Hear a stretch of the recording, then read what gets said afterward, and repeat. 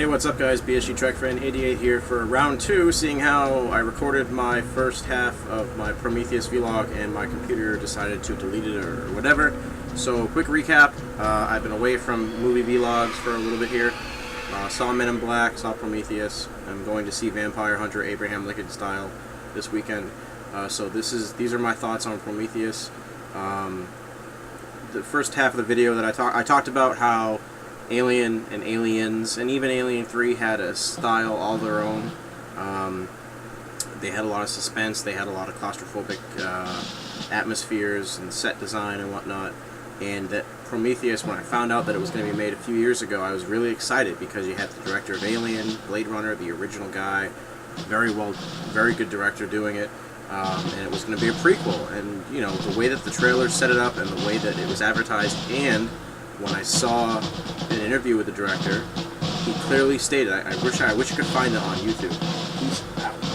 He stated that we would find out what happened to the space jockey. Those are his words, okay?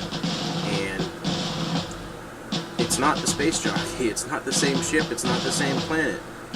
But I just had a lot of hype for this movie, and to be honest, it let me down. But anyway, this video is going to kind of suck because half of it's gone, but hopefully you get the idea of what my thoughts were on the movie. I forget if they were in the first half or not, but I stated the good things. The movie is well cast.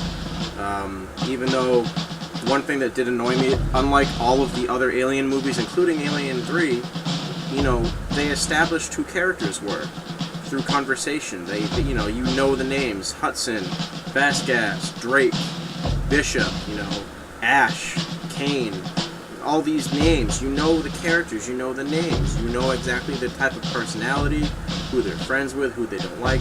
In Prometheus, you really didn't get that. You got the main 3-4 people, and then the other dudes who are cannon fodder, who, you know, you're gonna they're shit, they're gonna die, and it just didn't have enough. The movie's visually stunning. The special effects and cinematography are breathtakingly great. Being a science fiction fan, I really appreciate it, but in the end, that's only a part of the movie. So here's the other half of the review. Sorry about the other one that's missing. Sorry about that, I'm back. Where was I? What was I talking about? Oh yeah, so the ship that crashes on the planet, the big, you know, thing that was kind of destroyed in the trailer, and when I say destroyed, I mean it was given away. It's not the ship that we thought. Like, when you watch the trailers and when you read about the film, like, you know, when directors or actors, or director or actors talk about it, you're thinking this is the alien ship from Alien, you know, the space jockey. Hell, I remember seeing a promo find out what the space jockey was doing or whatever. It's not the same fucking guy. It's not the same fucking ship. And you could argue that, oh, well, the number of the planet changed. Okay, fine. So why, at the end of the movie, spoiler alert, does the space jockey... Number one, the ship crashes and is crashed in the wrong, like, orientation, kind of. Okay, also, the space jockey isn't in the seat. Number one. Number two, yeah, he has something pop out of him, which, watch the movie, you'll know what I'm talking about. He's not in the seat. It's a different planet altogether. And this movie, I felt, could have been amazing if they did it right. But I have a feeling that the studio kind of pressured the director to do basically a setting up for a trilogy or the next movie, which I have a feeling that's going to be the next trend, is sequel bait movies, where they just make a movie for the essence of making a trilogy. Not every movie has to be part of a trilogy or a group of films, but Prometheus left me with more questions than answers to what the space jockey is, what they were doing. And another thing, the movie sets itself up where, you know, you guys have seen the trailer, you know the basic gist of the movie. They find these archaeological ruins, or not ruins, sorry, paintings that match other archaeological sites from around the world, and there's no way they could have known about it. So obviously there was a higher power at hand. Okay, I can believe that. I'm a science fiction fan, and I believe certain things. Go with it. So who do they send on this mission to possibly meet our creators, right? They send archaeologists and geologists, and that's it. No soldiers for backup, just in case shit goes down. You never know. No diplomats. No, ambassadors. The people in this movie, it's not the actor's fault. The acting is actually okay in this movie. The acting is very good, including Charlize Theron. But the people and the way they react in this movie are probably the stupidest people I've ever seen. For instance, there's these two dudes, and I'm trying not to give so much away if you haven't seen it yet. There are these two dudes who are part of the expedition, like the 6 people that go into the alien ship. They see what remains of an alien head. That his body was like a door came down on him. Half his body is in one room, which they find first, and then his head is in the other. The door raises. The android David, played by what's his name from X-Men First Class and Inglourious Basterds, does an excellent job. And you really do get the idea of Nash and Bishop, or Ash and Bishop, and the androids from the other films. But the first sight of the alien head, they go, "We're out. No, fuck this." Ooh. Which, okay, you know what? They probably didn't think they were going to really see an alien, and when they did, they kind of freaked out. It's funny in the movie, but at the same time, I'm like, all right, fine, back out, bail out, whatever. These same fucking people, these same two dudes, mainly one of them, but I'll include the other one too, because he smokes pot in this movie, which was a big laugh, but I felt afterwards was kind of out of place. They see an actual fucking alien creature, and they're like, oh no, look at this thing, it's so cute. Obviously, it kills them. What the fuck changed? You saw a dead alien head a couple hours ago, and you fucking ran away. But just the idea of, sending a expedition to possibly meet our creators, whether you believe in God or believe in creation, I don't know. I don't talk about this stuff, but you get the idea. In fact, the movie goes very deep into what people believe. For instance, one person in the movie says, you know what, you believe what you want to believe. I'm going to believe what I want to believe. And that's how I live my life. That's how I live my life. But the fact that they didn't have any guns in this movie, there's like 2 guns, there's like a couple pistols, and that's it. And of course a flamethrower. But it's just, I was expecting more intelligence from this movie, and I didn't get it. It tries, and it almost gets there. And in some cases it does, but then it gets brought back down by something else that happens in the movie. Another thing, what made Alien so great at being scary? And I know this is not the same kind of film where there's an alien, that it's hunting them, and it's going to get them. It's not that same kind of film. But what made Alien and Aliens and Alien 3 great, not Alien Resurrection, because that shit was pointless, great was that, what made it great was that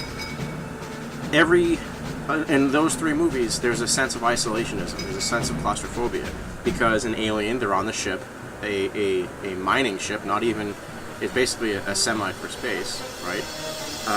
They can't go anywhere, and they're trapped with this alien. In Aliens, which I'll call Alien 2 from now on, because Aliens sounds stupid on a camera, or at least right now, same thing, they're stuck on LV-426 for what would have been 17 days until a rescue shows up.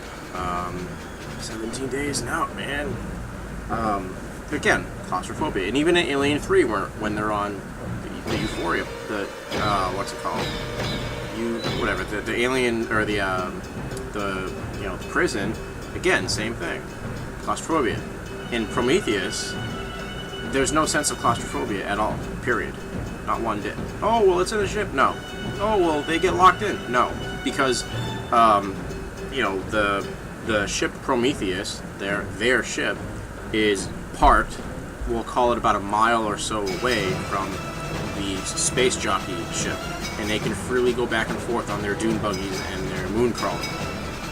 That's not really that, it looks cool, but it's not really claustrophobic.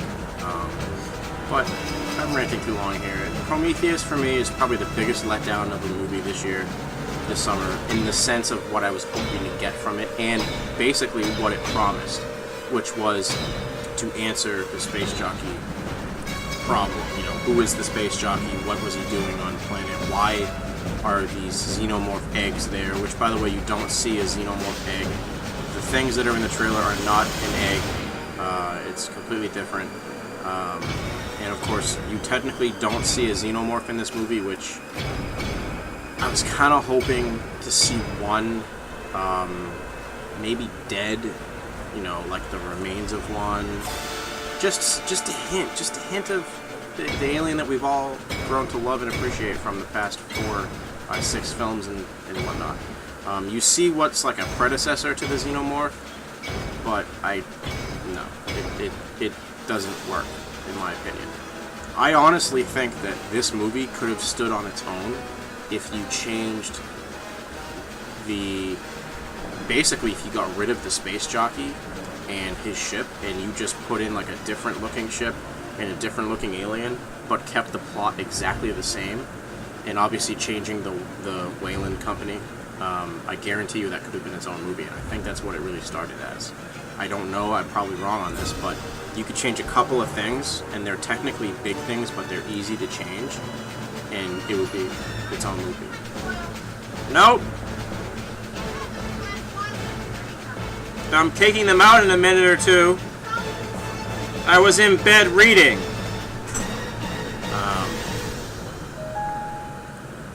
But yeah, it could be its own movie. So like I said, the acting is pretty solid except for the bad writing here and there. It has its moments. It's a very beautiful looking film. I saw it in 3D. You don't have to see it in 3D. I mean, it is a very, very well shot and very well put together film in the sense of the special effects. But Prometheus, for what it was hyped to be and what I read it was going to be for the past year or so, let me down. It let me down more than Men in Black 3. Men in Black 3 was actually a decent movie with the exception of a couple big fucking plot holes. But it was an entertaining, enjoyable movie, and it was what I expected from a Men in Black movie. But Prometheus, would I say see it? At this point, it's been in theaters for a little bit now, so probably not. Obviously, if you can see it in a theater, go see it. Because it is visually impressive and should be seen on a big screen, but not necessarily IMAX. But I wouldn't say you have to go see this. And I'm going to say it, but again, I'm biased toward it, don't forget. I enjoyed Battleship more than I enjoyed Prometheus as a movie-going experience. That's how disappointed I was in this movie. Again, great visuals, well acted. It has its moments where you're like, wow, if it keeps up like this, it's great. And it just falls apart, in my opinion. Anyway, this is BSG Trek Fan 88, signing off.